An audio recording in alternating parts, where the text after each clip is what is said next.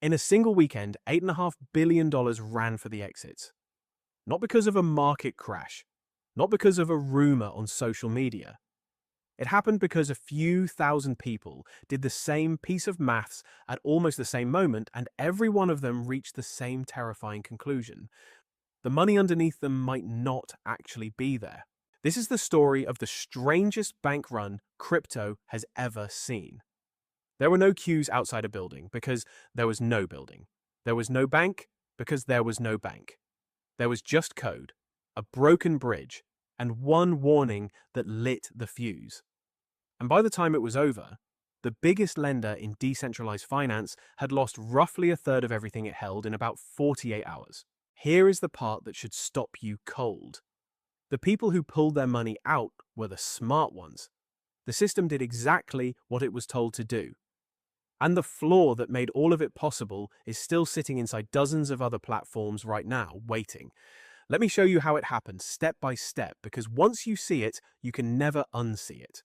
It starts on Saturday, the 18th of April, 2026, with a protocol called Kelp DAO. Now, Kelp is what the industry calls a liquid-restaking protocol, and I promise you do not need a computer science degree to follow this. You hand Kelp your Ethereum.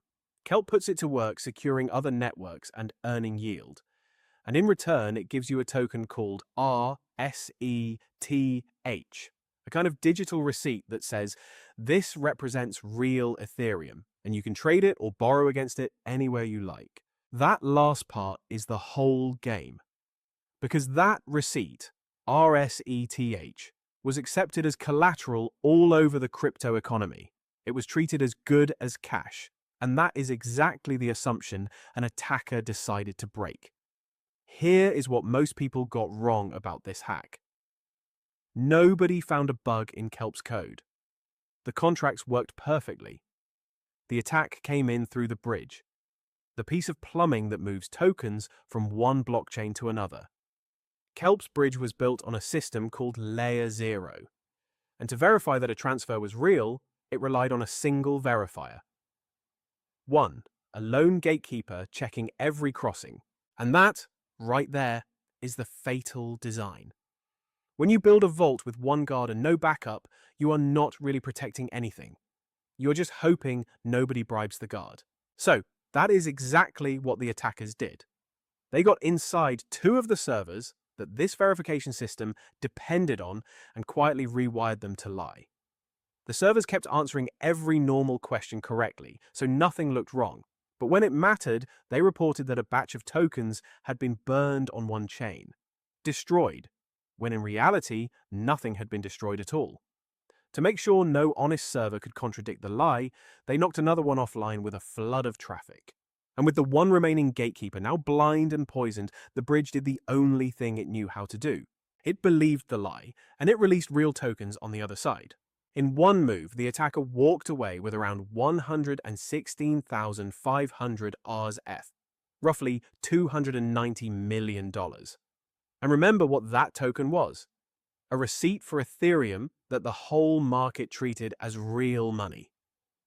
Now here is where a clever theft turns into a system-wide panic. The attacker did not just cash out and vanish. They took that stolen rsETH, walked it straight into the biggest lending platforms in the space, Aave, Compound, Euler, and deposited it as collateral. Then they borrowed against it. Real, clean, spendable crypto. Somewhere around $236 million in total, most of it out of Aave alone. Think about what just happened there. They created fake collateral out of thin air, then used it to drain real assets out of everyone else's pool. And because the collateral they left behind was worthless, those loans could never be paid back and could not be easily liquidated. In the language of finance, that is called bad debt. And bad debt inside a shared pool is poison, because it does not stay in one place. It threatens everyone. This is the moment the maths kicks in. In a lending pool, if the collateral backing some of the loans is fake, then there's not enough real money for everyone to withdraw. It works fine right up until people realize it. And the instant they do, it becomes a race. Whoever pulls their money first gets it back in full. Whoever hesitates might get nothing. The fuse was lit by a single message. A well-known figure in the Aave community named Mark Zeller posted a blunt warning online. If you have money in the core pool, he said, withdraw now, ask questions later. Withdraw now, ask questions later. 6 words, and the run was on. What followed was, in my honest opinion, one of the most revealing 48 hours in the history of this technology. Because everyone always tells you decentralized finance is different. No panic, no bank runs, no herds stampeding for the door. And then the moment real fear arrived, human beings behaved exactly the way human beings have always behaved. They ran. Money poured out of Aave. $8.5 billion of it in 2 days. The platform's total holdings collapsed from over $26 billion to under $18 billion. Roughly a third, gone almost overnight. And it did not stay contained. Across the whole of decentralized finance, more than $13 billion in value evaporated in the same 2-day window as the fear jumped from one platform to the next. Now, to their credit, the people running these systems moved fast. Kelp hit an emergency pause within about 46 minutes of the attack, which blocked the thief from making off with even more. Aave's founder, Stani Kulachov, froze the poisoned markets within hours and was quick to point out that Aave's own code had not been broken. The attack, in his words, was external, and the protocol's contracts were not compromised. Technically, he is completely right. And I still think that misses the deeper point, and I will come back to why in a minute. Because here is the uncomfortable question sitting underneath this whole story. Whose fault was it? And this is where it gets messy, because the two companies at the center started pointing fingers at each other in public. Kelp argued that the single verifier setup, the one guard on the vault, was simply Layer 0's own default configuration, the standard setting they were handed. Layer 0 fired back that they had warned, repeatedly, that anyone moving serious money should add extra independent verifiers for exactly this reason, and that Kelp ignored it. So, who is right?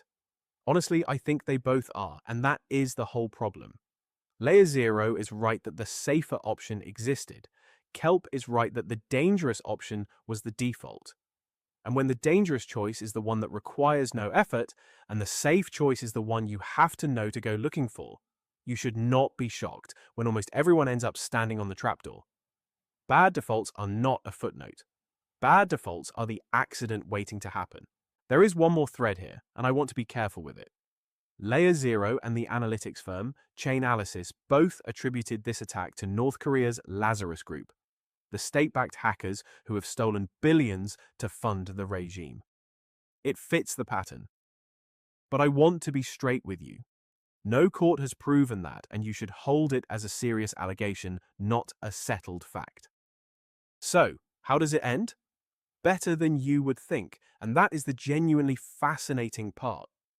A coordinated recovery effort managed to force the attackers' positions to be liquidated and claw most of the value back. Recovery ran to around 90%. Roughly $71 million of the stolen funds was frozen under a legal order in the United States. Ordinary Aave users, the ones who did not panic, mostly came out whole. The insurance fund was never even touched. But do not let the happy ending fool you into thinking the system passed the test. It did not. Because strip away the recovery and look at what actually happened. One weak link, a single verifier that most people never even knew was there. Let an attacker mint fake collateral, poison a shared pool, and trigger a multi-billion-dollar stampede in a matter of hours.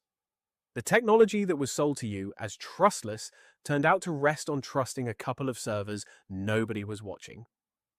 And here is my real takeaway, the thing I want you to walk away with. In traditional banking, when there is a run, there is a central bank that can step in, a government that can guarantee deposits, a circuit breaker somewhere. In this world, there is none of that. The only thing standing between order and collapse is the code being right and the defaults being safe. And this weekend proved that when they are not, the whole thing can move faster than any human can react. Kelp has already started moving its token onto a different, more redundant system. Good. But the honest lesson is bigger than one protocol. The next time someone tells you a platform is completely safe because it is decentralized, ask them a simple question. Who is guarding the bridge, and what happens if that one guard tells a lie? If this breakdown made the whole thing finally click for you, do me a favor and subscribe, because I take the biggest, messiest stories in finance and make them make sense. I will see you in the next one.